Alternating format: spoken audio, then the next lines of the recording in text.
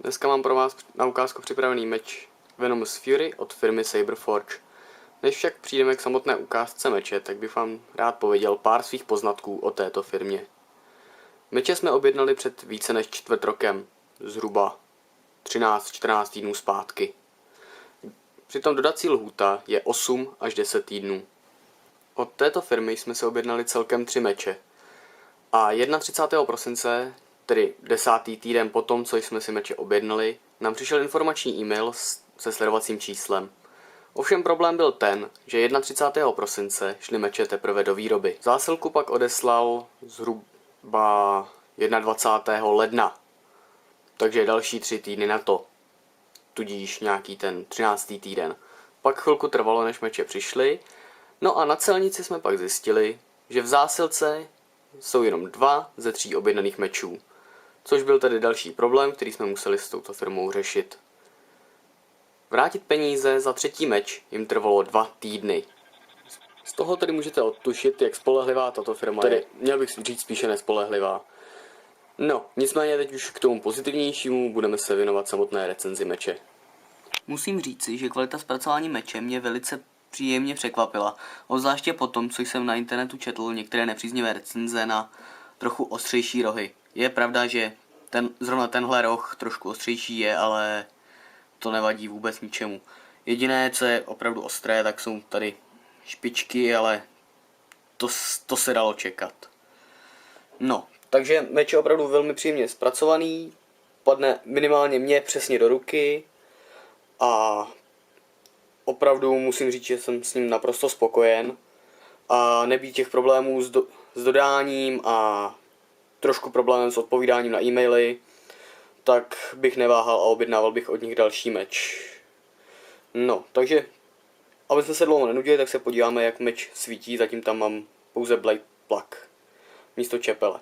Opravdu musím říct, že 12W ledka, kterou tam mají, je opravdu pekelně zářivá. Až jsem nečekal, jak moc bude zářit. Opravdu je to nádhera. Tak. Tady vidíte vypínač. Jednoduché tlačítko. Jenom na zmáčknutí. Jak jste si asi všimli, tak verze meče, kterou jsem si objednal, je bez zvuku. Takzvaná Warrior edice. Pokud byste chtěli verzi se zvukem, tak byste si museli připlatit dalších $150. Tedy v podstatě cenu nového meče, což mně přišlo celkem zbytečné. No, teď se podíváme, kde mají tyto meče uschovanou baterku. Meče Venomous Fury mají baterku uschovanou dole u meče, u hlavice v podstatě, kterou stačí jednoduše vyšroubovat. Závit je opravdu dlouhý, takže se nebojím, že se s ním něco mohlo stát. Tady vidíte hlavici. Už připravenou i přímo pro zvukovku, kdybych ji někdy chtěl přidělávat sám. A dobíjecí baterie je uschovaná tady vevnitř. Krásně proužek, zabalená v rukojeti nějak nehrká. A vidíte, baterie je trošku větší než klasická tužková. A rozhodně daleko větší než mikrotužková baterka. Ale nemusíte se bát, nabíječka přichází paní, takže tam není nejmenší problém. Pokud byste si však objednali pouze 6W verzi, což nedoporučuji, tak budete mít napájení na 3 mikrotužkové baterie, tuším. Takže baterku zasuneme zpátky, zašroubujeme hlavici a půjdeme přidělat čepel. Pro přidělání čepele nejdříve musíme oddělat takzvaný Blade Plug, tedy zástrčku na čepel, kterou vidíte tady. A k tomu přijde klasický imbus, který tam jenom zasunete a opravdu stačí maličko povolit. Ani není potřeba moc utahovat, čepel drží naprosto perfektně. Jedna zástrčka je tady a druhý šroubek je tady potom. Tak, ten je tam tady trošku zasazený dále, takže musím vyšroubovat větší kus. A už můžeme dát playpack. Tady, takový maličký.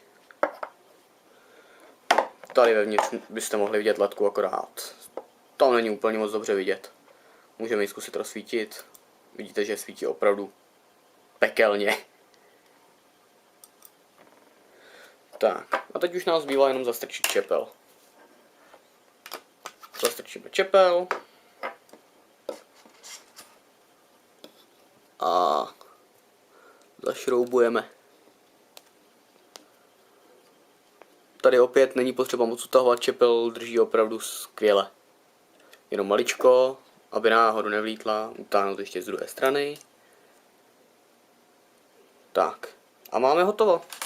Teď už se tady podíváme na to, jak svítí celá čepel. Tady můžete vidět, že opravdu slepých míst moc není, možná tady uprostřed maličko, ale přijde mi spíš, že to je kamerou. Tady opravdu svítí to téměř až ke konci, jediná tady je trošku slepé místo, ale to ničemu nevadí. Září tedy opravdu pekelně, a to i za světla. Tak, pojďme teďka zasnout a uvidíme, jak bude svítit opravdu za tmy. Za tmy tento meč září opravdu naprosto skvěle a jsem s ním naprosto spokojený. Vůbec jsem nečekal, že jedna byť 12W LED dioda bude stačit na prosvícení celé čepele. Tady opravdu trošku tady může vadit, že tam není zvuková karta, ale na souboje naprosto dostačující. A teď myslím, že je čas na porovnání všech 3 mečů. Tak, teď tady máme tady úplnou tmu, takže nejdřív rozsvítím Venomous Fury. Pak uprostřed mám meč Kitafista od Hasbra. Ten už je tady se zvuky a je tady pás LED diod. Ostatně na tyto informace se můžete podívat v mých předchozích videích. A úplně ve spodu mám pak meč Obi-Wana Kenobiho, který je taktéž se zvukovou kartou a je od firmy Master Replicas. Takže všechny 3 meče svítí opravdu nádherně. Ale musím říct, že možná Venomous Fury, ač je to trošku divné, tak svítí ze všech nejvíce. Ale taky to může být tím, že má oranžovou barvu čepele. Takže myslím, že opravdu nádhera. Jak si můžete všimnout, tak rukojeť Venomous Fury oproti meči Kitafista je trochu delší. Zhruba o takovýhle kousíček. A to má pak možná částečně i vliv na délku čepele. Ovšem ta je naprosto nepatrná. A na závěr bych ještě chtěl něco říct o váze tohoto meče. Je trošku těžší a robustnější než meče od Hasbra nebo Master Replicas, ale to ničemu nevadí, možná spíš naopak, mě to vyhovuje daleko více. Takže s mečem naprostá spokojenost, ale jednání s firmou tedy, to byl opravdu jediný problém, který jsem měl.